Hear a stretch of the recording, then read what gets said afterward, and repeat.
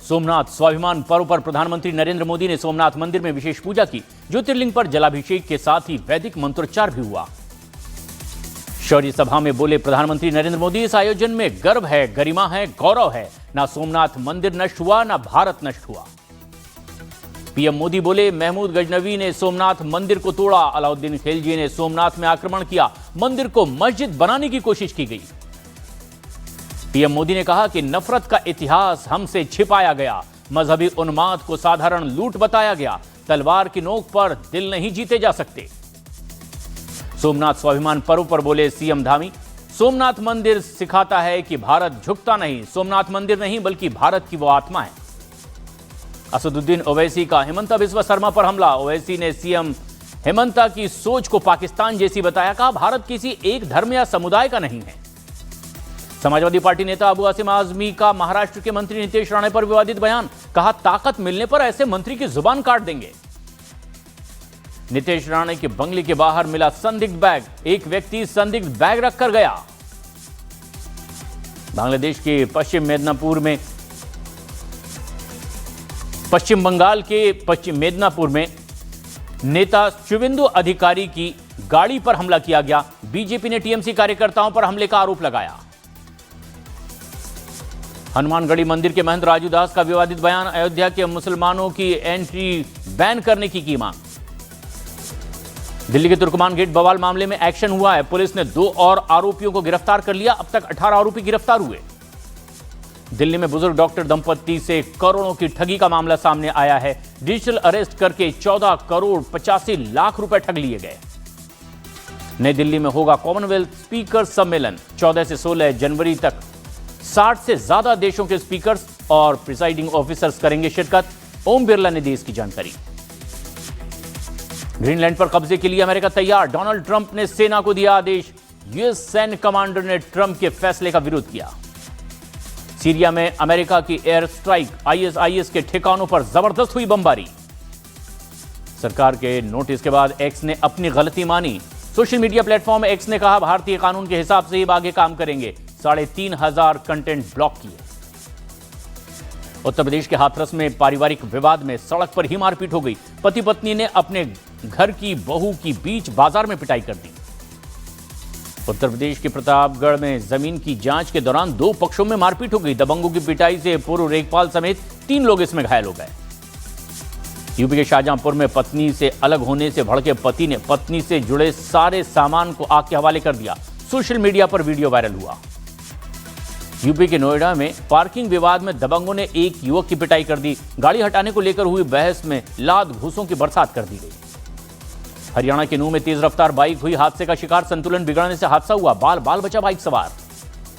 हरियाणा के टोना में खेल विभाग के क्लर्क के घर पर चोरों ने हाथ साफ कर दिया। अलमारी का ताला तोड़ करके लाखों की नकदी और जेवरात ले गए।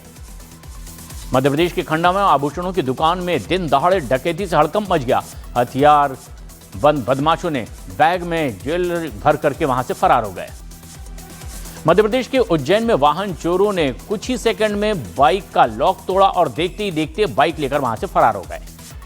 झारखंड के धनबाद में आपसी विवाद में भिड़े चाचा और भतीजे, परिवार के लोग भी। घरेलू मारपीट में महिला समेत 4 लोग घायल हो गए। यूपी के उन्नाव में मकान किराए को लेकर के दबंगों ने मारपीट की है। एक शख्स को घेर करके लाठियों से पीटा, लेकिन पूरी घटना सीसीटीवी में रिकॉर्ड हो गई। यूपी के चंदौली में शराबियों का तांडव देखने को मिला। 2 गुटों में जमकर लाठी डंडे चले, 3 लोग इसमें गंभीर रूप से घायल हुए। उत्तर प्रदेश के सहारनपुर में बाइक से स्टंट कर रहे एक शख्स को पुलिस ने गिरफ्तार कर लिया। मोटरसाइकिल को भी जब्त कर लिया गया है। यूपी के वाराणसी में बुर्का हेलमेट पहनने पर ग्राहकों की आभूषणों की दुकान में एंट्री रोक लगा दी है। दुकानदारों ने इसके बाकायदा पोस्टर भी लगा दिए। बिहार के सासाराम में 3 बड़े कोबरा के एक आदमी के अस्पताल पहुंचने से हड़कंप मच गया। सांप के डसने के बाद इलाज के लिए यह अस्पताल लाया गया। बिहार के समस्तीपुर में सड़क हादसे में एक आदमी की मौत से भड़के लोग, गुस्साए लोगों ने पुलिस वालों से ही हाथापाई कर ली। बेंगलुरु में नशे में धुत कार ड्राइवर ने मचाया कोहराम। तेज रफ्तार कार डिवाइडर पर जाकर टकराई और फिर दीवार से भिड़ गई। बाल बचे सड़क पर खड़े लोग। आईपैक मामले में ईडी ने सुप्रीम कोर्ट में याचिका दाखिल की है। ईडी ने याचिका में बंगाल सरकार से टकराव की घटना की जानकारी दी। ईडी ने पूरे मामले की सीबीआई जांच की मांग की। राम मंदिर परिसर में नमाज पढ़ने की कोशिश के बाद अब सुरक्षा और ज्यादा बढ़ा दी गई है। कड़ी जांच के बाद मंदिर में घुसने की इजाजत मिल रही है। यूपी के कानपुर देहात इलाके में धर्मांतरण कराने वाले गिरोह का भंडाफोड़ हुआ है। एक पादरी समेत 3 आरोपी गिरफ्तार हुए। विदेशी फंडिंग का भी आरोप लगा। राजस्थान के कोटा में गोवंश का मांस मिलने से हिंदूवादी संगठनों का प्रदर्शन देखने को मिला। नाराज लोगों ने सड़क पर जमकर जाम लगाया और अब यहां फोर्स तैनात कर दी गई है। राजस्थान के जैसलमेर में शरारती तत्वों ने मदरसे के पास लकड़ियों में आग लगा दी। घटना का सीसीटीवी वीडियो भी सामने आया। राष्ट्रीय स्वयंसेवक संघ की स्थापना के 100 साल पूरे होने पर एक फीचर फिल्म शतक की आधिकारिक घोषणा की गई है। 100 साल के सफर को बड़े पर्दे पर दिखाने की अब तैयारी है। रानी मुखर्जी की फिल्म मर्दानी 3 की रिलीज डेट का ऐलान हो गया है। फिल्म 30 जनवरी को सिनेमाघरों में रिलीज होगी। प्रभास की फिल्म द राजा साहब के पहले दिन बॉक्स ऑफिस पर 54 करोड़ 15 लाख रुपए की कमाई कर ली है। प्री रिलीज बिजनेस को जोड़ करके कलेक्शन अब 63 करोड़ 30 लाख रुपए पहुंच गया है। धर्मेंद्र के साथ 21 में काम करने पर जयदीप अल्हावत ने शेयर किया अनुभव। कहा, काश वो हमारे साथ होते, हमारी फिल्म और आपका काम खुद देख पाते। इमरान हाशमी की फिल्म आवारापन 2 की रिलीज टल गई है। अब फिल्म अप्रैल की जगह जून में रिलीज होगी। जॉर्जिया में बर्फीले तूफान का कहर देखने को मिल रहा है। बर्फ में दबे 20 से ज्यादा लोग। मुश्किल हालातों के बीच रेस्क्यू ऑपरेशन भी जारी है। फिलीपींस के सेबू शहर में लैंडफिल के मलबे में दबने से 4 लोगों की मौत हो गई है। कूड़े में दबे दर्जनों लोगों को बचाने की जद्दोजहद लगातार जारी है। ईरान में तेज हुए खामनेई का विरोध। कुछ महिलाओं ने खामनेई की फोटो को जलाकर उससे अपनी सिगरेट जलाई। तस्वीर अब सोशल मीडिया पर वायरल। ईरान के निर्वासित क्राउन प्रिंस रेजा पहलवी ने विरोध प्रदर्शनों का समर्थन किया। कहा, ईरान की सरकारी इमारतों पर कब्जा करें प्रदर्शनकारी। वेनेजुएला को लेकर के अमेरिकी राष्ट्रपति डोनाल्ड ट्रंप को सीधी धमकी है। कहा कि वेनेजुएला से डील करने वालों को पहले अमेरिका से बात करनी होगी। ग्रीनलैंड को लेकर के ट्रंप कहेंगे बहुत बड़ा फैसला। ट्रंप बोले, अगर अमेरिका ने कब्जा नहीं किया तो ग्रीनलैंड पर चीन और रूस का हो जाएगा कब्जा।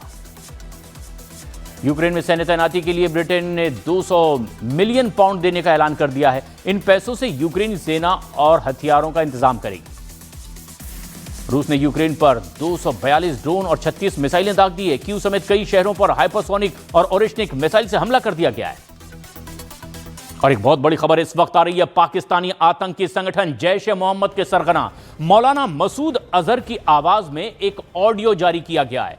इस ऑडियो में मसूद अजहर ये दावा करता नजर आ रहा है कि उसके पास हजारों की तादाद में सुसाइड बॉम्बर मौजूद हैं।